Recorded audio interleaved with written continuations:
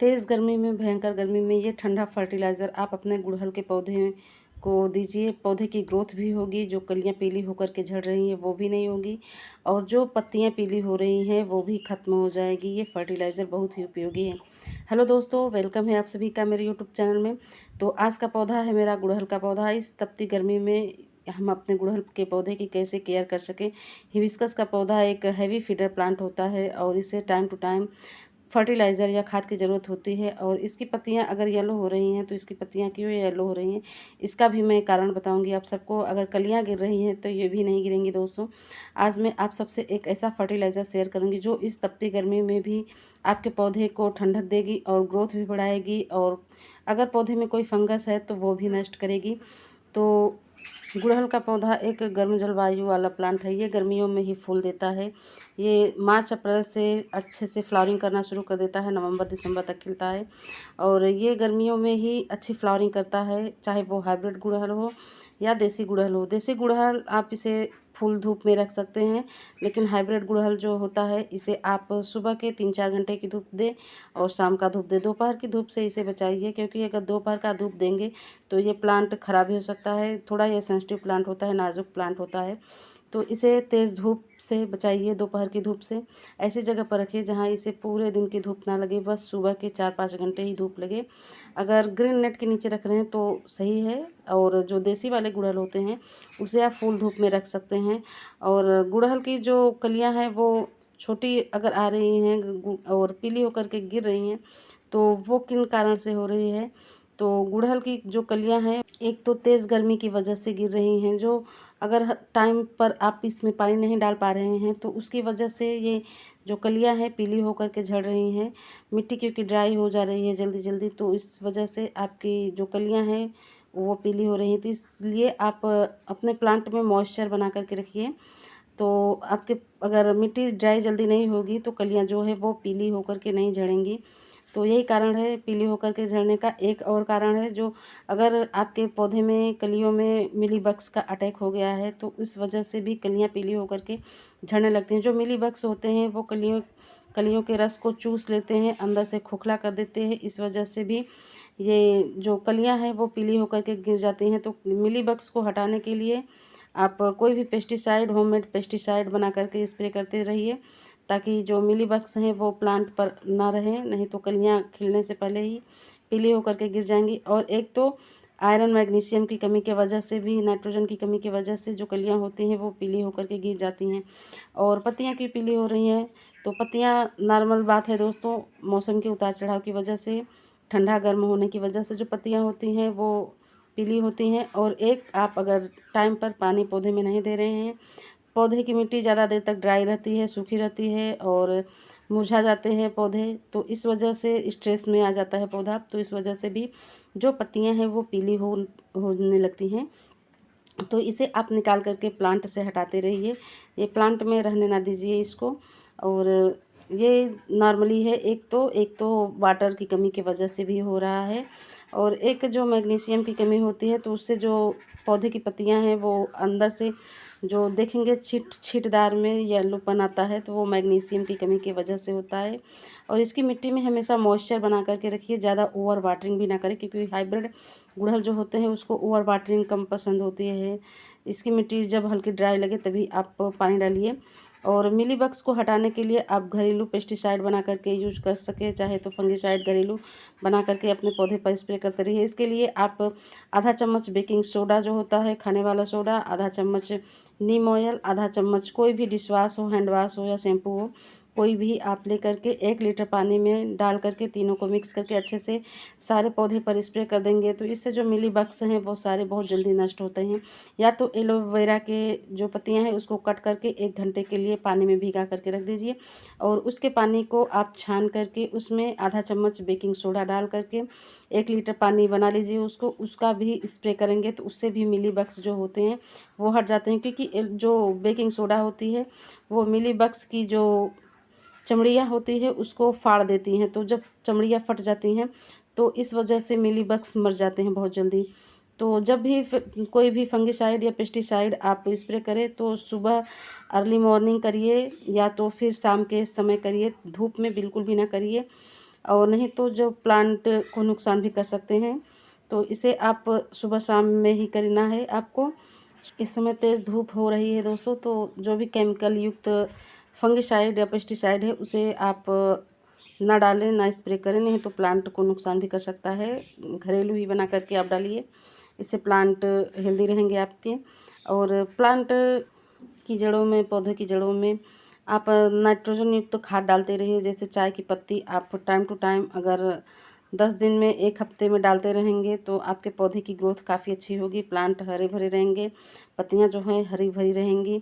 क्योंकि नाइट्रोजन युक्त खाद देने से जो प्लांट की ग्रोथ अच्छी होती है, और फ्लावरिंग के लिए पोटेशियम युक्त खाद देना ज़रूरी होता है। तो इसके लिए आप चाय की पत्ती जो होती है इसे आप 1-1 चम्मच आप महीने में या हफ्ते भर में या 10 दिन में डालते रहेंगे।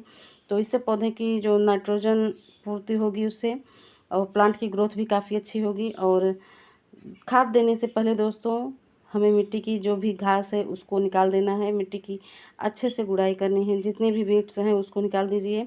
नहीं तो जो भी हम कोई फर्टिलाइज़र या खाद डालेंगे तो सारा ये घास ही लेगा, पौधे को कम मिलेगा। तो इसलिए पौधे को, जो गमले को आप सफाई करते रहिए गमले की। तो ये एक हैवी फीडर प्लांट होता है गुड़हल दोस्तों। अगर इसे आप टाइम टू टाइम कोई खाद या फर्टिलाइज़र नहीं डालेंगे तो ये फ्लावरिंग नहीं करता है। आप नर्सरी से लाते हैं तो उस समय अच्छे से ये फ्लावरिंग करता है, क्योंकि नर्सरी के जो लोग होते हैं वो उसे टाइम टू टाइम उसमें खाद डालते रहते हैं। इससे वो छोटे से ग्रो बैग में ही लगा ये पौधा बहुत अच्छे से फ्लावरिंग करता है। घर पर आप ला करके इसे गमले में लगा देते हैं, और अगर खाद नहीं डालेंगे, कोई फर्टिलाइज़र नहीं डालेंगे तो पौधे की ना ही ग्रोथ होगी, ना ही ये फूल आएंगे इसमें। इसके फूल और ग्रोथ के लिए आप टाइम टू टाइम अगर नाइट्रोजन युक्त खाद, पोटेशियम युक्त खाद, फास्फोरस युक्त खाद डालते रहेंगे पौधे में, तो आपके पौधे की ग्रोथ भी अच्छी होगी और पौधे में फ्लावरिंग भी बहुत अच्छी होगी।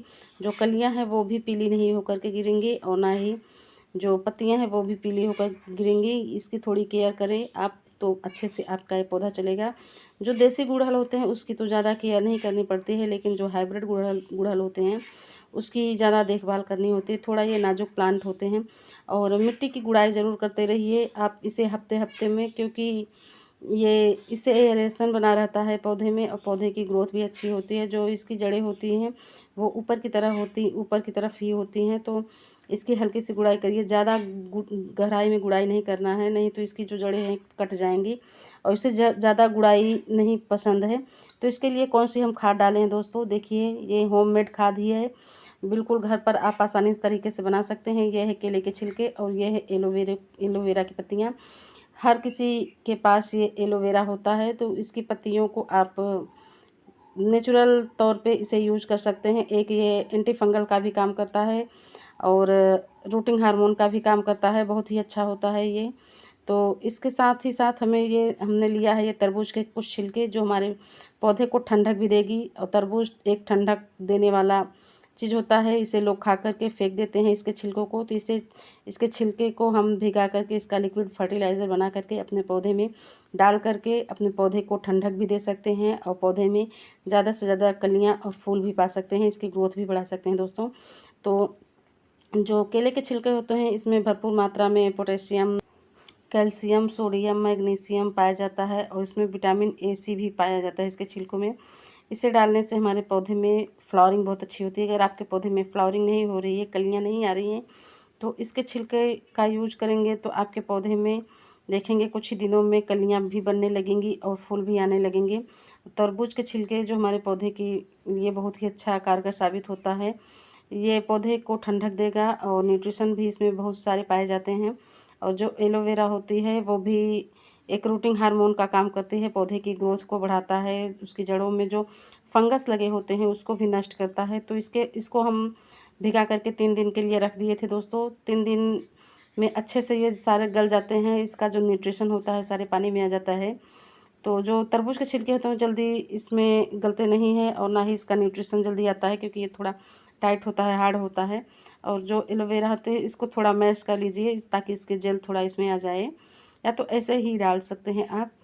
तो बहुत ही अच्छा ये हमारा फर्टिलाइज़र बन करके रेडी हुआ है। देख सकते हैं दोस्तों हमारे प्लांट के लिए कितना अच्छा फ़ायदेमंद ये फर्टिलाइज़र तैयार हुआ है। और ठंडक भी देगा तपती गर्मी में, भीषण गर्मी में, और प्लांट में फ्लावरिंग और कलियाँ लाने में मदद भी करेगा। तो इसको छान लेना है पहले दोस्तों, छान करके तभी अपने पौधे में यूज़ करना है। और आप इसे घर पर बहुत ही आसानी से बना करके अपने सभी पौधों में डाल सकते हैं। ये गुड़हल के लिए ही नहीं, सभी ऑल टू प्लांट्स के लिए है। इसे आप फूल वाले पौधे में डाल सकते हैं, फलों वाले पौधे में डाल सकते हैं, सब्जियों वाले पौधे में डाल सकते हैं। सभी पौधों के लिए परफेक्ट ये फर्टिलाइज़र बन करके हमारा तैयार हुआ है। तो इसे आप जितना ये फर्टिलाइज़र ले रहे हैं दोस्तों, तो इससे 3 गुना आपको सादा पानी डाइल्यूट करना है। बिल्कुल ऐसे ही ये फर्टिलाइज़र नहीं अपने पौधे में डालना है, नहीं तो ये फ़ायदा होने के बजाय नुकसान भी हो जाएगा। तो इसको सादे पानी में डाइल्यूट कर लीजिए। तो हम दिखा रहे हैं आपको कि कितना हमने लिया है, देखिए दोस्तों। तो इसका माप ले लेना है आपको। अगर आपको नहीं अंदाज़ मिल रहा है, समझ में आ रहा है, तो इसका माप ले लीजिए आप किसी चीज़ का। तो मैं इसका माप ले करके आप सबको दिखा रही हूँ।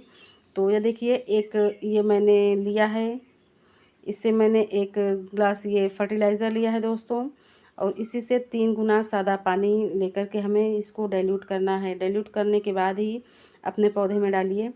तो ये देखिए दोस्तों, इसी से मैं माप करके 3 जो ग्लास है पानी ऐड कर रही हूँ इसमें। और ये मेरा 1 लीटर का जग है, तो इसी में मैं ये बना रही हूँ। तो देख सकते हैं दोस्तों, ये इसी से मैंने लिया है ये 3 ग्लास पानी। और इसी से आपको ज़्यादा नहीं अपने पौधे में यूज करना है, और इतना ही डालें जितना कि आपकी मिट्टियों को गीला कर सके, जो नीचे से होल से बाहर ना निकले। इस फर्टिलाइज़र को आप जब भी डालें तो थोड़ी मिट्टी इसकी ड्राई रहे तभी डालिए। और मैं सुबह ही, बिल्कुल सुबह पानी डाल दी थी दोस्तों। तो मैं अभी वीडियो बनाने के लिए 11 बज रहे हैं, तो मैं आई हूँ, तो सोचा मैं बना दूँ, नहीं तो शाम को जो होता है गुड़हल के फ्लावर सूख जाते हैं तो वीडियो नहीं बन पाता है। तो इस वजह से मैं आई हूँ वीडियो बनाने के लिए, दिखाने के लिए आप सबके लिए। और जब इतना ही पानी डालिए कि ये ड्रेनेज होल से नीचे ना निकले, आपके प्लांट के अंदर ही रह जाए, बस इतना ही हमें डालना है।